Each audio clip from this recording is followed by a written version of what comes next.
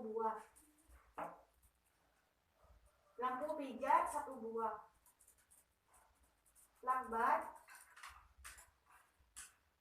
2 batang karbon pensil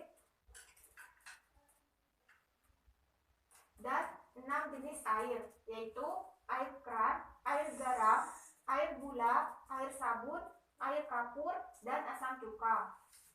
Prosedur pada percobaan 1 yang pertama, memotong kabel rangkap menjadi 3 bagian. Kemudian melepas kulit kabel.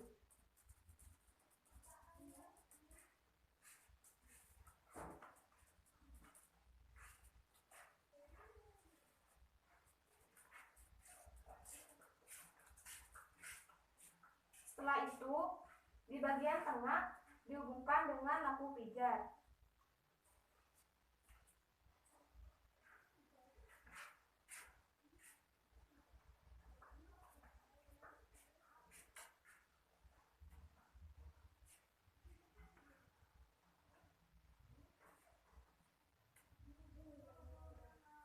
Di bagian ujung kabel dihubungkan dengan baterai kotak. Kemudian rekatkan dengan lakban.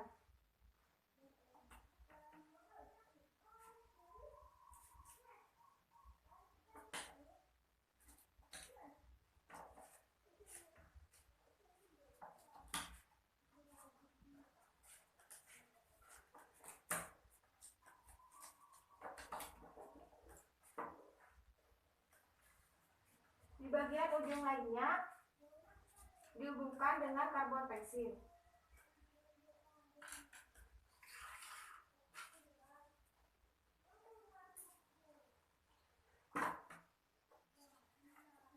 Kurang lebih rangkaian listrik yang digunakan seperti ini.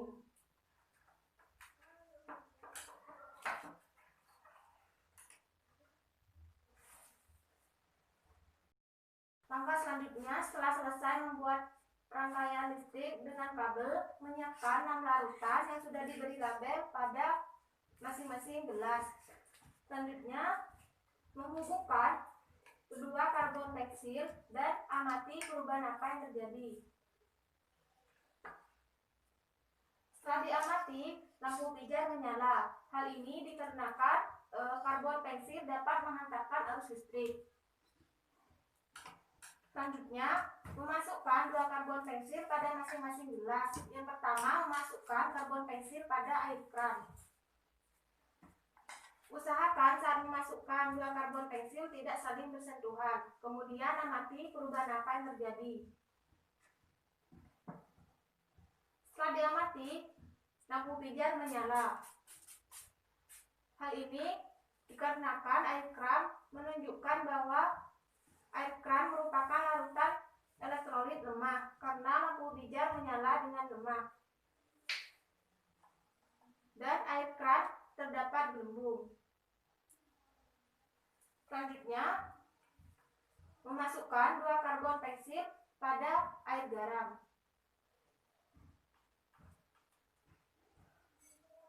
Usahakan saat memasukkan 2 karbon pensil tidak saling bersentuhan. Kemudian amati perubahan apa yang terjadi.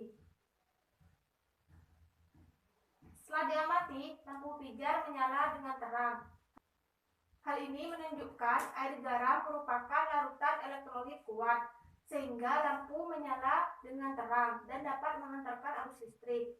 Dan air garam terdapat gelembung.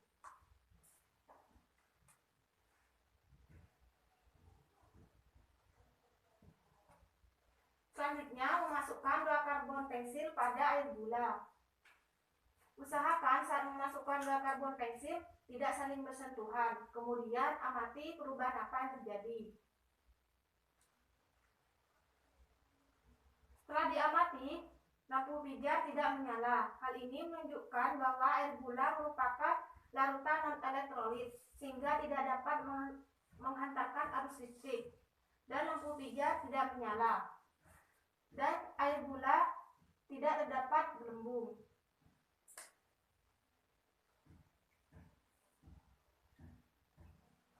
Selanjutnya, memasukkan 2 karbon pensil pada air sabun. Usahakan saat memasukkan 2 karbon pensil tidak saling bersentuhan. Kemudian amati perubahan apa yang terjadi. Setelah diamati, perubahan yang terjadi, lampu pijar menyala dengan terang. Hal ini menunjukkan bahwa air sabun merupakan larutan elektrolit kuat sehingga dapat menghantarkan arus listrik. Dan air sabun terdapat gelembung.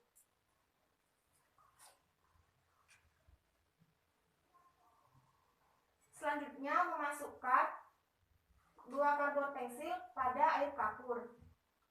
Usahakan saat memasukkan karbon pensil tidak saling bersentuhan. Kemudian amati perubahan apa yang terjadi. Setelah diamati, lampu pijar menyala dengan redup. Hal ini menunjukkan bahwa air kapur merupakan larutan elektrolit lemah sehingga dapat menghantarkan arus listrik, namun lampu menyala dengan redup. Dan air kapur terdapat gelembung. Selanjutnya memasukkan 2 karbon pensil pada asam cuka. Usahakan saat memasukkan 2 karbon pensil tidak saling berdekatan. Kemudian amati perubahan apa yang terjadi. Setelah diamati perubahan yang terjadi, lampu pijar menyala dengan redup. Hal ini menunjukkan bahwa asam cuka merupakan larutan elektrolit lemah sehingga dapat menghantarkan arus listrik, namun lampu menyala dengan redup. Dan asam cuka terdapat gelembung.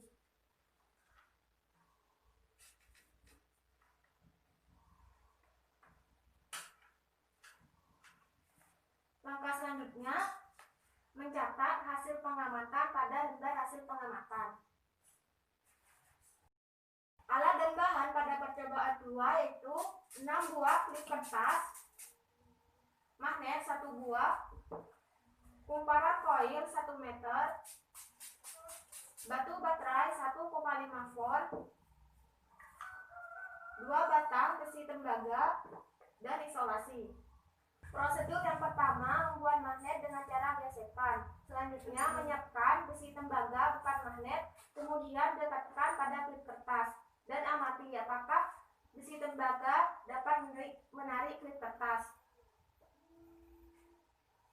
Setelah diamati, besi tembaga tidak dapat menarik klip kertas karena besi tembaga tidak mengandung magnet. Selanjutnya, menggesekkan besi tembaga pada magnet dengan satu arah selama 10 detik.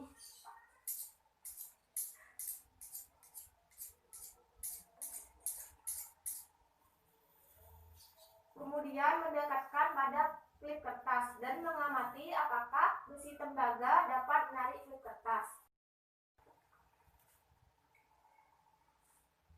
Setelah diamati, besi tembaga dapat menarik klip kertas, namun lemah.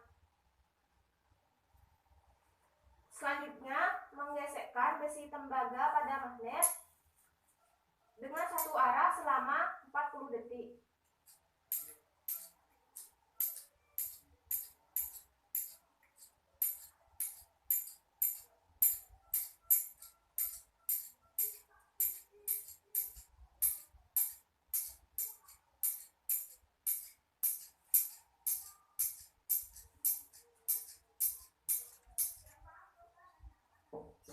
Kemudian mendekatkan pada klip kertas dan mengamati apakah besi tembaga dapat menarik klip kertas.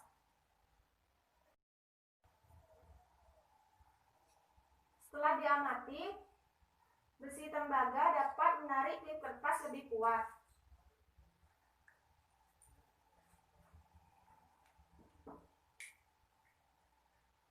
Selanjutnya, membuat magnet dengan cara mengaliri arus listrik. Menyiapkan besi tembaga sebagai kumparan. Selanjutnya, melilitkan sebanyak 5 lilitan.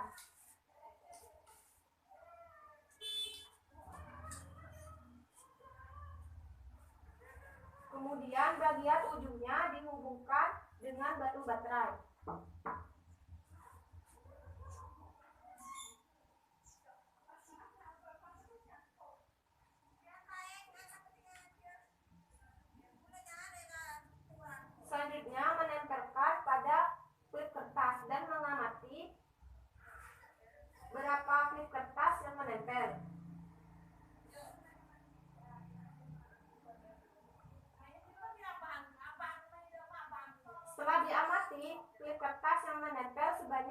2.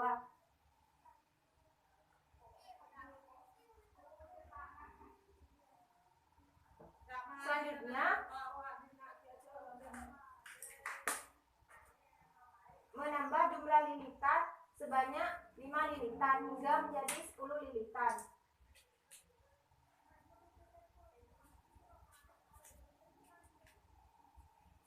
Kemudian bagian ujungnya hubungkan dengan batu baterai.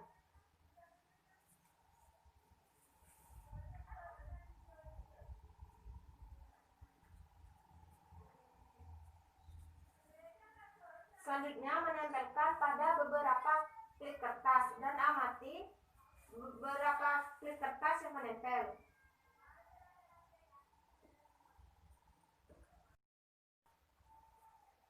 Setelah diamati klip kertas yang menempel sebanyak 4 klip kertas.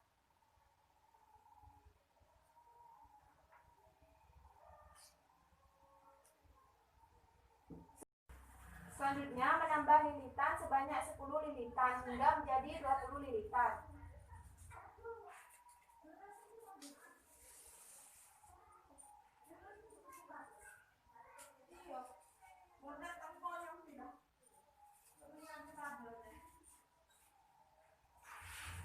Kemudian ujungnya kita hubungkan dengan batu baterai dan menempelkan pada beberapa klip kertas. Kemudian amati berapa klip kertas yang menempel. Setelah diamati klip kertas yang menempel sebanyak 6 buah.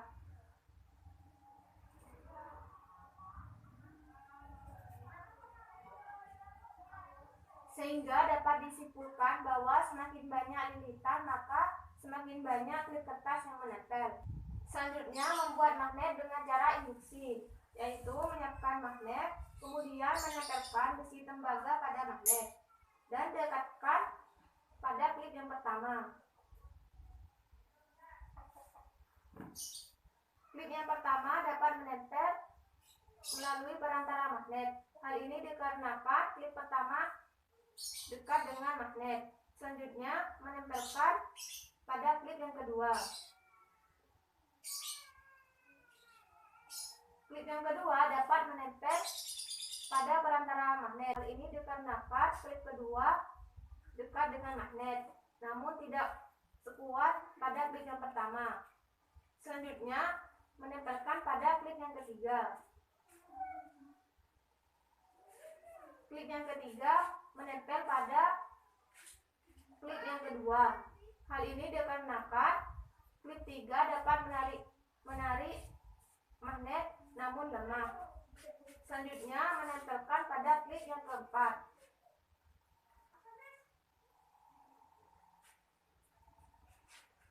Klip yang keempat tidak dapat menempel pada klip yang ketiga. Hal ini dikarenakan jarak antara klip keempat pada magnet sangat jauh.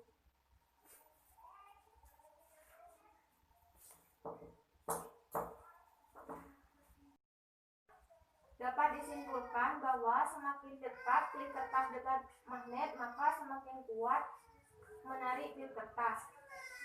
Sekian praktikum dari saya, kurang lebihnya mohon maaf. Wassalamualaikum.